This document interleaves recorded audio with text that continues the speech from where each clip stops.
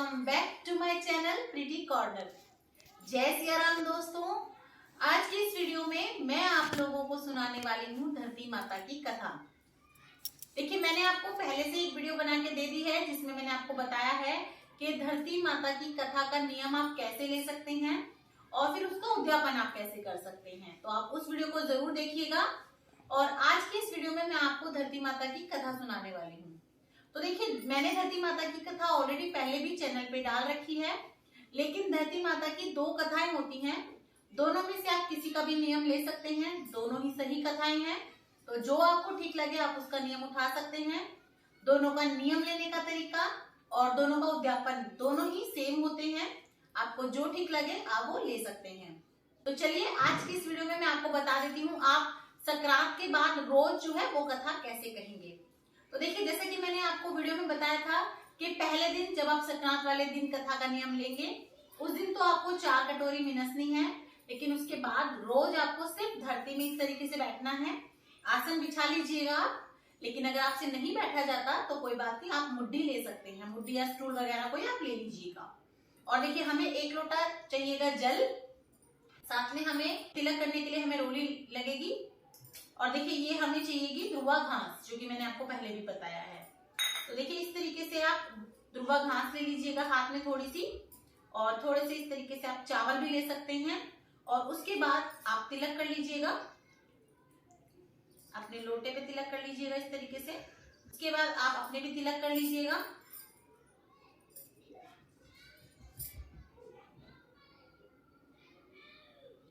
देखिए, मेरा मंदिर सामने ही है, तो मैं यहीं बैठ के कथा वगैरह कर लेती हूँ।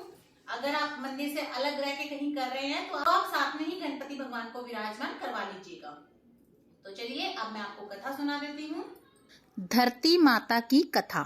मकर संक्रांति पर सुनी जाने वाली धरती माता की कहानी।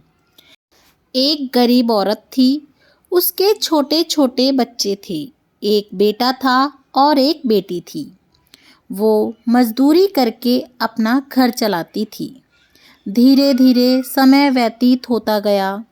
दोनों बच्चे बड़े होने लगे। माँ बूढ़ी हो गई थी। बेटी शादी के लायक हो चुकी थी। माँ को बेटी की शादी की चिंता बहुत सताती थी। एक दिन माँ ने अपने बेटे से कहा कि बेटा, तेरी बहन बड़ी हो गई है, इसके लिए कोई सुयोग्य बिल्कुल तुम्हारे जैसा लड़का घर वर देखकर लाना और इसकी शादी कर देना। ऐसा कहकर कुछ समय के बाद ही माँ मर गई। माँ के मरने के बाद भाई गांव-गांव भटकता रहा, लेकिन बहन के लिए उसे कोई भी योग्य दूल्हा नहीं मिला।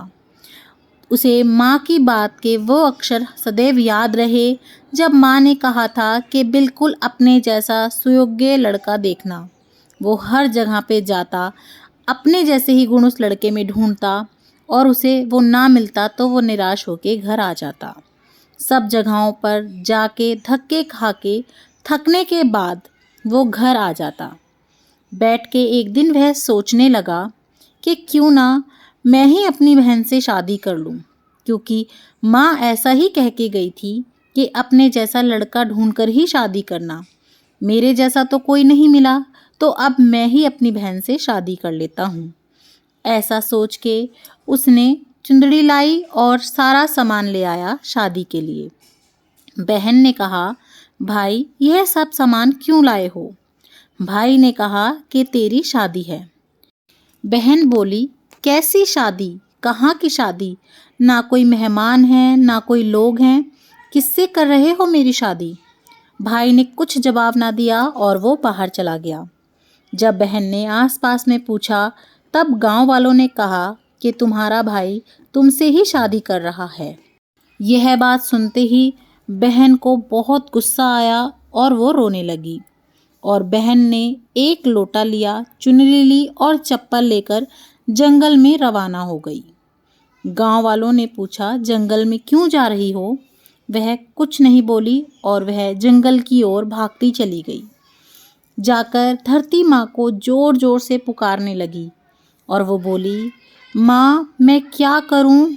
मुझे बचाओ, मेरी लाज रखो, नहीं तो मेरे साथ बुराई हो जाएगी, अनर्थ हो जाएगा। मुझे अपनी गोद में ले लो, नहीं तो मैं यहीं मर जाऊंगी। धरती माँ फटी तो बहन ने एक लोटा, चुनरी, चप्पल बाहर ही रख दिए और धरती में जाने लगी। और जब घर पर बहन ना मिली तो भाई उसे ढूंढता ढूंढता फिरने लगा और उसने गांव वालों से पूछा कि मेरी बहन कहाँ है। तब गांव वालों ने इशारा करते हुए बोला कि वो जंगल की तरफ गई है। भाई भी दौड़ता हुआ जंगल की तरफ जाने लगा और जब वह बहन बहन पुकारता हुआ गया तो उसने देखा कि उसकी बहन धरती में अंदर समा रही है। उसके बाल बाहर दिख रहे थे। भाई ने उसके बाल मुट्ठी में पकड़ लिए और रोने लगा कि बहन, तू मुझे छोड़ के धरती की गोद में क्यों समा गई? बाहर आ। भाई कहने लगा कि मेरी बुद्धि भ्रष्ट हो गई थी। मैं तो बस माँ के वचनों को ही सत्य समझकर उन्हें निभाना चाहता था।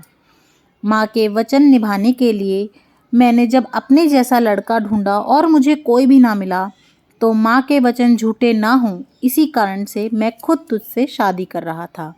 लेकिन धरती माँ ने सत्य के लिए बेटी को अपने अंदर समा लिया था। जो बाल बाहर रहे थे वो दुर्वा हो गए। इसीलिए जब इसकी कहानी कही जाती है तब ध्रुवा हाथ में लेकर इसकी कहानी को कहना होता है और इसका जब उद्यापन किया जाता है तब लोटा, चप्पल और चुंदरी देना ज़रूरी होता है। इसी प्रकार से हमारी धरती माता की कथा यहीं पर समाप्त होती है। और धरती माता की कथा का उज्जवन या उद्यापन आप कैसे कर सकते हैं उसकी वीडियो चैनल पे मैंने दे रखी है, आप उसे भी ज़रूर देख लें। और आपको मेरी वीडियो कैसी लग रही हैं, मेरा चैनल कैसा लग रहा है, मुझे ज़रूर बताइएगा कमेंट करके। और अगर अच्छा लगे तो सब्सक्राइब कर दीजिएगा, लाइक कर दीजिएगा और कमेंट बॉक्स में जय सिया राम लिखना बिल्कुल भी मत भूलिएगा। देखने के लिए बहुत बहुत धन्यवाद। जय सिया राम।